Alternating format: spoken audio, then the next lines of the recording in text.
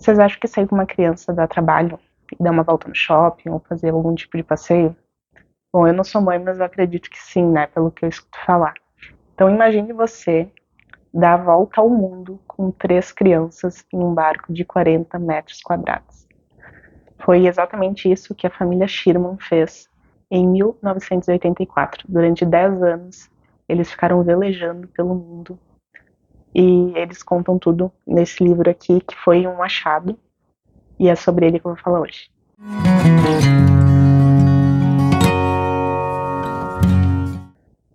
A família Sherman é brasileira, então eles são de Florianópolis, e talvez quem cresceu ali nos anos 90, quem já era um adolescente ou adulto, acompanhava o noticiário, vai recordar desse sobrenome, porque eles viraram assunto em diversos veículos de comunicação na época.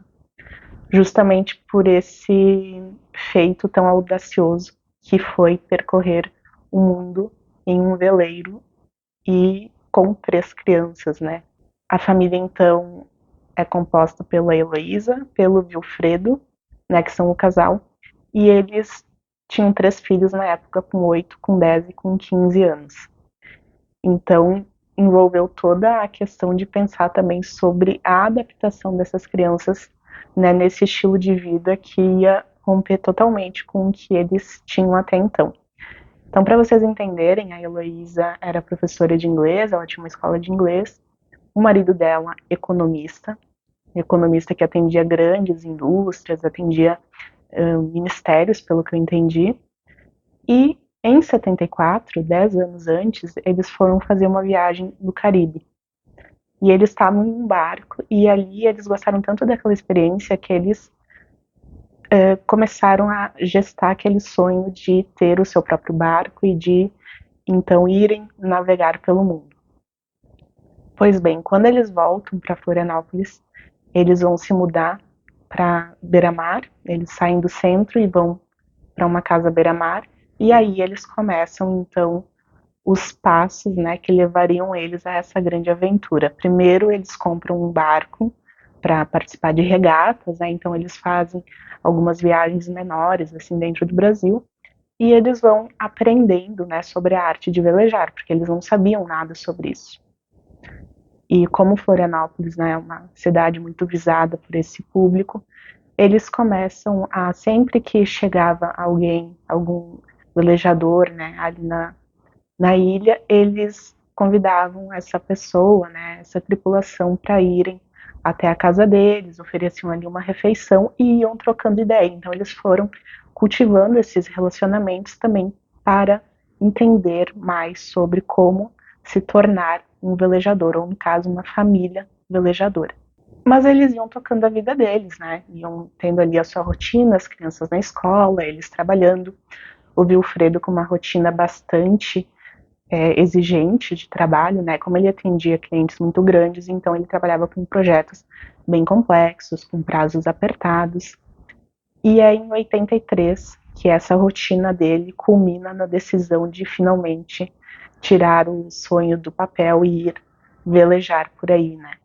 Ele tinha uma reunião de negócios em Brasília e ele estava com um prazo bastante apertado, ele passou um tempão em cima de um projeto que realmente ele precisava entregar. E quando ele está indo para Brasília, ele acaba perdendo o voo. E não tem jeito, ele tenta outros aeroportos, vai para Curitiba e tal, e não consegue. Então ele perde o voo, perde a reunião, perde o projeto ao qual ele tinha se dedicado tanto, né, que exigiu tanto dele. E aí que ele decide, então, que chegou a hora de dar um pause ali naquele ritmo e finalmente ir para o mar, né, que é onde ele e a Heloísa, né, a esposa, realmente queriam estar. Então chega o momento que eles têm que anunciar para a família que eles vão fazer isso, então ali já é o primeiro baque, né, porque a família acha aquilo muito estranho, porque uma coisa é tu dizer que tu vai viajar a trabalho, ou a estudos, ou a intercâmbio, mas agora um casal que tem uma vida relativamente estável, com 3 filhos, simplesmente decidem ir para o mar em um barco, que também é algo que eles não têm uma experiência super profissional. Então ali eles tiveram que encarar esse primeiro desafio, né? Mas a família, né, não teve como impedi-los, e eles então vão, né, dão esse primeiro passo para se tornarem velejadores. E aí tem a questão da educação dos filhos. E é aí que então eles conseguem uma escola e esses filhos vão aprender por correspondência. Como a Heloísa era professora, ela consegue ali é, adaptar uma rotina de estudos para as crianças. Então, não pensem que a vida no barco ela é tão diferente de como é na Terra, pelo menos na questão das rotinas. O que eu percebi nessa história é que a família ali ela era muito regrada, principalmente em relação às crianças, né? Eles tinham muito essa preocupação de que as crianças não perdessem, não ficassem para trás, né, dos outros alunos, que não se acostumassem com o ritmo sem estudos. Então, uma rotina bem rigorosa a bordo, mesmo com todas as particularidades, né, que a vida no mar oferece. E quando eles conversam com a família, falando sobre esses planos, eles estimam que eles vão ficar um pouco mais de 2 anos viajando. Só que acontecem tantas coisas e eles acabam se estendendo em algumas paradas pelas ilhas e tal, que no fim eles acabam ficando 10 anos em alto mar. Então imaginem quantas coisas eles perderam, quantas coisas eles tiveram que aprender a lidar ali em alto mar, né? Por exemplo, tiveram algumas mortes de parentes que eles não conseguiram, né, ir no velório, porque eles estavam muito longe, não teria como voltar. Os filhos também ao longo dessa jornada, né, o filho mais velho que partiu com 15 anos, ele ingressa na faculdade, então no meio do caminho ele acaba ficando nos Estados Unidos para estudar. Os outros dois filhos também, né, acabam desenvolvendo ali as suas habilidades, começam a decidir o seu futuro profissional. Então, a vida em alto mar ela é muito diferente, mas ao mesmo tempo algumas coisas são muito iguais, porque as pessoas casam, as pessoas têm filhos, né, as crianças elas seguem o seu rumo. Durante a leitura a gente se depara com muitos termos náuticos da vida marinha e tal, e no fim dessa edição que eu tenho aqui, que foi uma edição que eu encontrei em sebo, tem um pequeno glossário ao final que explica alguns termos. Mas não são todos os termos que estão ali, pelo menos para mim. Algumas palavras foram um pouco difíceis no começo, depois a gente se acostuma a medir a distância em milhas, a medir a velocidade do vento por nós. Então a gente vai adquirindo um vocabulário muito específico, né, dessa comunidade veleira. Mas o fato é que o que é mais legal nesse livro é que a Heloísa, né, que é a mãe que escreveu a maior parte dessa obra, ela não fica preocupada em ficar dando lição de moral, sabe, para quem tá lendo.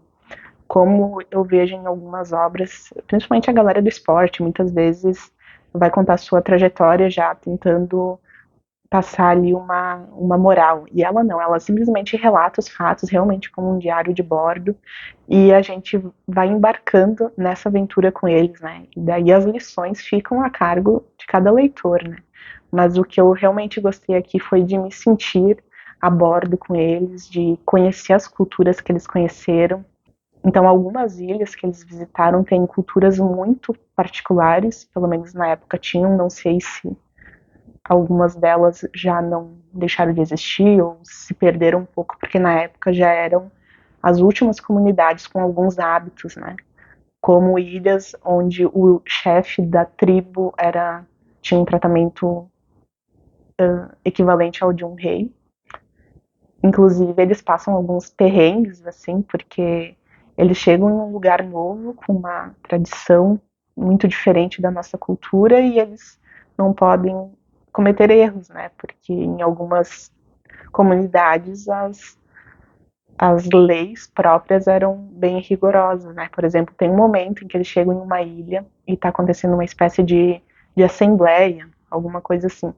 E o Vilfredo chega e senta em um lugar para esperar que o líder fale e depois ele vai conversar com esse líder. Só que o lugar que ele sentou estava entre dois chefes importantes da tribo e ninguém podia sentar naquele lugar. Só que ele não sabia. E daí quando ele senta, todo mundo começa a murmurar e olhar para ele, apontar para ele. Ele pensa: meu Deus, agora eu vou morrer. Fiz alguma coisa que eu não podia. E só não aconteceu nada com ele porque o líder ali da tribo percebeu que ele era uma pessoa que não ia fazer mal para eles e tal, e ele então apazigua ali a comunidade. Mas é bem legal também o carinho que essas comunidades, né, de diversos pontos da costa mundial têm com o Brasil. E olha, o Pelé, ele abre muitas portas, pelo menos aqui para a família Schirmer abriu muitas portas. A galera conhecia muito o Pelé e outros nomes aí do futebol, né, que naquela época estava melhor representado, né, no Brasil, digamos. E eles tinham um carinho muito grande pelo povo brasileiro, né, por essa cultura mais expressiva, por esse envolvimento com esporte e tudo mais. Então eles sempre foram muito bem recebidos.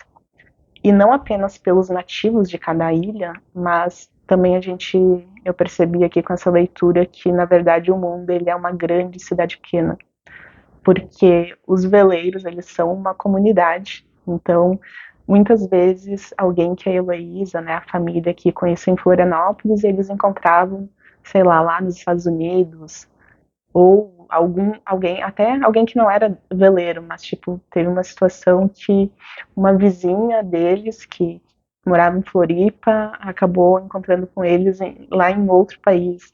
Então, tem muito dessa coisa do relacionamento, né? E eles souberam usar isso muito em favor da viagem. Então, em muitos pontos que eles tinham que descer, né, para fazer compras, para reabastecer, o pessoal ajudava eles faziam muito escambo, né, tipo, tem uma roupa sobrando aqui, alguma coisa que para esses povos nativos é algo muito peculiar, então eles trocavam por alimentos. Os filhos ali, né, são 3 meninos, eles aprenderam muito cedo a desenvolver habilidades que, né, resultassem em alimentos, em alguma coisa favorável para o barco. Então eles, inclusive tem um episódio que eles ajudam até a polícia. Eles estão em um lugar de difícil acesso e teve um pescador que se afogou e a polícia precisa chegar lá e a polícia não conseguia. Então os meninos vão lá e ajudam a polícia e eles pedem apenas que em troca a polícia coloque a foto deles no jornal. E realmente no outro dia a foto deles está no jornal. Então é muito legal ver essa relação deles com os nativos. Também a forma como essa família vai desenvolvendo um respeito muito grande em relação à natureza, né? Em relação ao consumo mais consciente de alimentos, a relação com os animais. Isso é muito legal nesse livro. A gente fica realmente se sentindo parte da família Chiron. Alguns pontos aqui me chamaram bastante atenção. E o primeiro é que existem muitas formas de morrer em uma viagem como essa que não envolvem diretamente um naufrágio do barco. Então, a questão da montagem do barco ali, da organização das velas, né? Existe todo um processo de segurança para lidar ali com as velas. E era tudo a família ali que fazia, né? O Fredo que subia ali para organizar tudo. Tem muitas situações aqui que eles descrevem que, muitas não, né? Mas algumas que soltou uma peça e quase que o Fredo cai de uma altura muito alta. Eles paravam em um ponto onde o Wilfredo ficou um tempão ali embaixo do barco consertando alguma coisa e depois eles descobrem que aquela região era tomada por tubarões. Tem um momento em que o Wilfredo também é salvo de um ataque por um índio, né? Um tubarão ia pegar ele, um índio acabou salvando ele. Tem uma outra situação em que eles compram um gás de cozinha que não é o adequado que eles precisavam e quase que acontece uma explosão. Então, assim, são muitas coisinhas que eles precisam ficar de olho. E como eles estavam pela primeira vez fazendo uma viagem desse porte, eles tiveram que descobrir na prática, né? Tipo, tá tendo um vazamento tá entrando água no barco e eles não encontravam a origem do vazamento. Então eles estavam ali tateando, procurando e o filho mais velho tem que assumir ali o comando, porque, né, os pais não podem parar com aquilo. Inclusive essa questão do não poder parar também é algo que quando eles estão em alto mar eles não têm muita escolha. Por exemplo, teve uma situação em que o filho ficou doente, mas eles precisavam, né, da ajuda dele, então ele não tinha aquela opção de ficar descansando, né, eles tinham que seguir a rotina, seguir o fluxo, porque eles precisavam continuar a viagem, continuar velejando. E não é como hoje, que eu acho que a galera veleja até pelo Waze, né? Naquela época era tudo muito arcaico, muito manual. Inclusive, eles se guiavam por cartas náuticas, né? Eram papéis, coisas impressas. Quando eles chegavam em um novo ponto, em um novo destino, a Heloísa lia nos livros, nas revistas, sobre a cultura local, sobre a burocracia também que existia ali, porque quando eles chegavam em uma ilha, em algum ponto, não era assim simplesmente descer do barco e, né, explorar a terra. Eles precisavam de autorização das autoridades, em alguns pontos eles tinham que passar por vistorias, porque tinha um risco de contrabando, né, tinha uma fiscalização muito forte.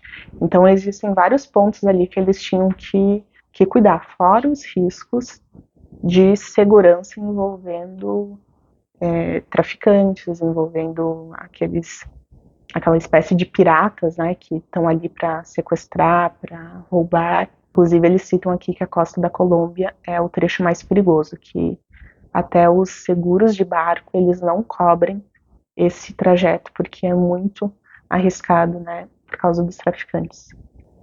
Em relação à aventura deles, alguns momentos também me chamaram bastante atenção.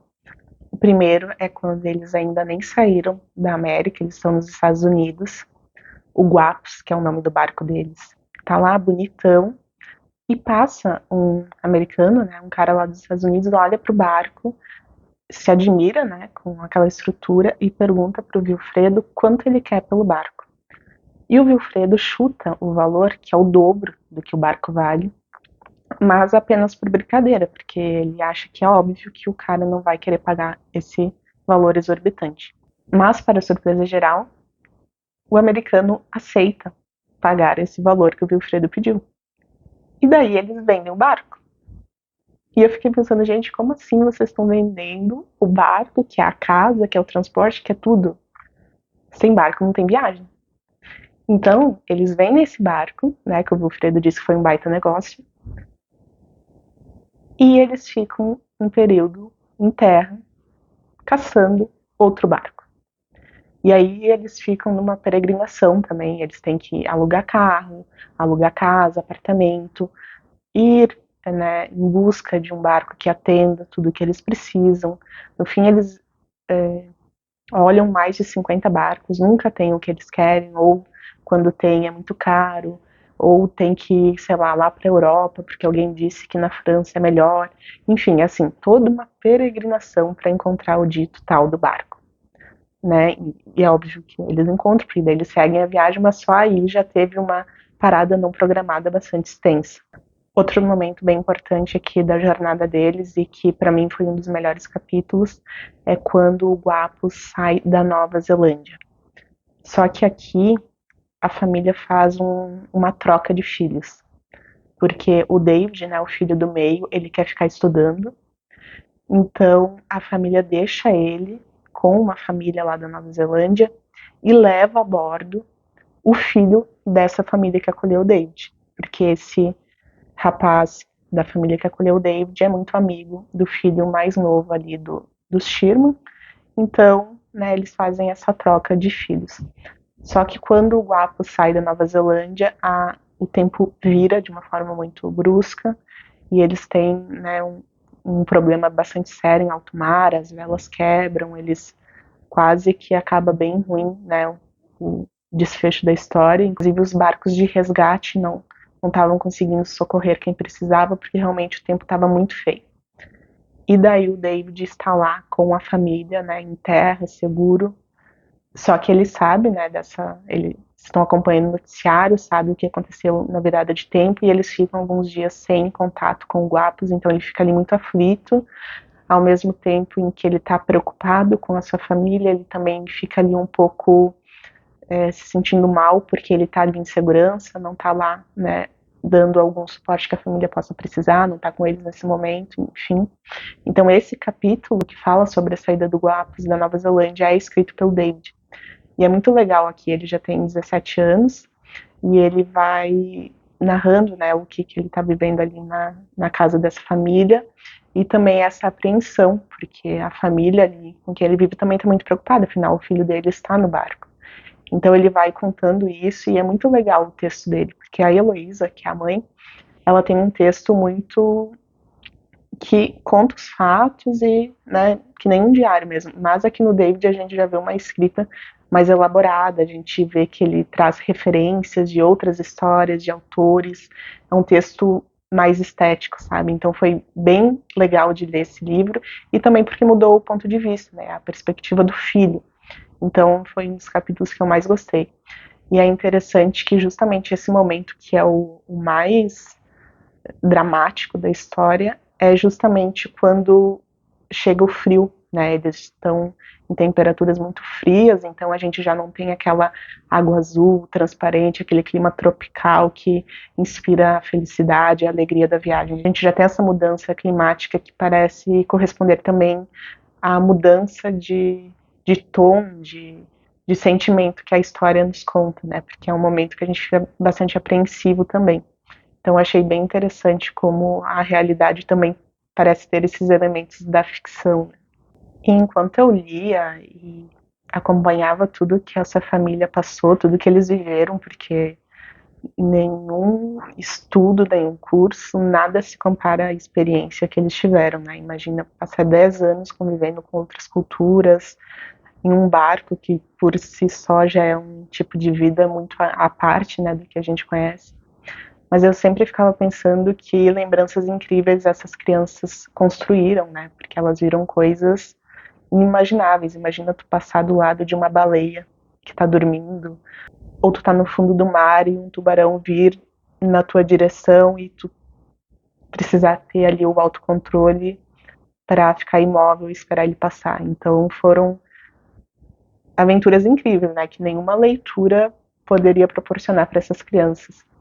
Inclusive, eles liam muito a bordo, né? Tinha ali toda uma biblioteca, não apenas de livros didáticos, mas também a literatura, muitos livros de aventura, né? Robert Crusoe e companhia. Então, eu fiquei pensando que maravilhoso foi para essas crianças essa experiência. E eu descobri que o David Sherman, na verdade, hoje é um cineasta. E ele foi o que fez aquele filme que estava até pouco tempo, não sei se ainda tá, mas até pouco tempo aqui na minha cidade estava no cinema, que é O Meu Amigo Pinguim, né, que vai contar a história de um pescador que desenvolve uma amizade com um pinguim depois que ele resgata esse animal e tal. Eu não vi esse filme, né? Vou ver se consigo, mas eu fiquei bem feliz de saber, porque o tempo todo eu fiquei pensando o quanto essa experiência, né, pode ter definido a vida deles.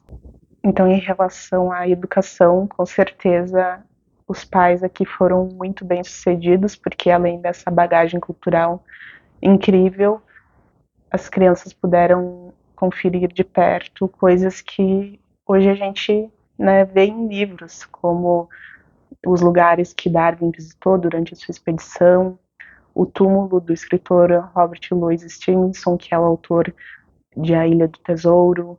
Eles conseguiram ir na ilha onde surgiu a tradição de tatuar os marinheiros e souberam o porquê dessa tradição. Chegaram na África no fim do apartheid, então eles pegaram ali uma ebulição social que também a gente vê nos livros de história. Usaram a física durante os cálculos de orientação ali do barco.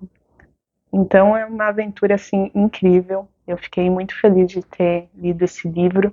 Então quando vocês estiverem passando aí por um sebo, por uma feirinha de antiguidades e encontrarem essa edição com uma foto estourada, com um título muito simples, uma autoria até um tanto impessoal, né? Porque família não nos diz muita coisa, não é um autor, mas leiam porque vale muito a pena e com certeza foi uma das minhas melhores leituras desse ano até agora. Inclusive essa edição aqui que eu tenho, que é da editora Record, é de 95, e no fim dessa edição tem um formulário com algumas perguntas e tem as instruções para um concurso cultural em que tu enviava uma redação e concorria a uma semana viajando no Guapos. Então fico triste porque não vale mais, porque com certeza eu ia tentar essa oportunidade. Inclusive a família Shiruma ainda está velejando, né? Eles estão ativos. Hoje eles estão ligados a projetos de proteção ambiental, tem uma parceria com a ONU, enfim, eles têm bastante envolvimento, né, com essas questões, já estão organizando outras excursões aí. Quem quiser saber mais sobre eles, eu vou deixar alguns links aqui do próprio YouTube, que tem entrevistas, tem até um link para o audiolivro dessa edição, caso você não encontre para leitura. Vou deixar aqui para vocês saberem mais. E no fim dessa edição também eles citam alguns dos patrocinadores, né? Eles agradecem, inclusive essa foi uma questão que eu observei ao longo da leitura, porque é um questionamento muito válido, né? A gente pensar sobre como bancar esse sonho, né? Porque não basta apenas a coragem, e é claro que a coragem acho que é o fundamental, né? O mais importante, mas também tem a questão financeira, e eles tiveram alguns patrocinadores, algumas marcas que ajudaram eles, mas isso não diminui em nada, não, foi algo bem sutil assim ao longo do texto. Essa edição ela também tem algumas fotos, é bem legal aqui no meio. A gente consegue ver como que era a rotina deles. Não sei se vai dar para ver, mas tem umas fotos bem legais aqui.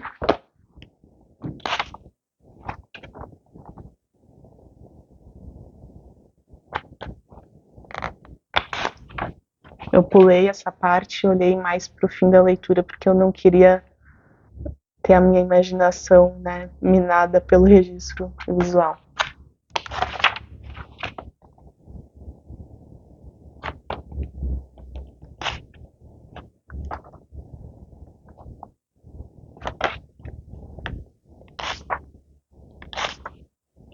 Olha essa foto aqui, o tamanho de peixe.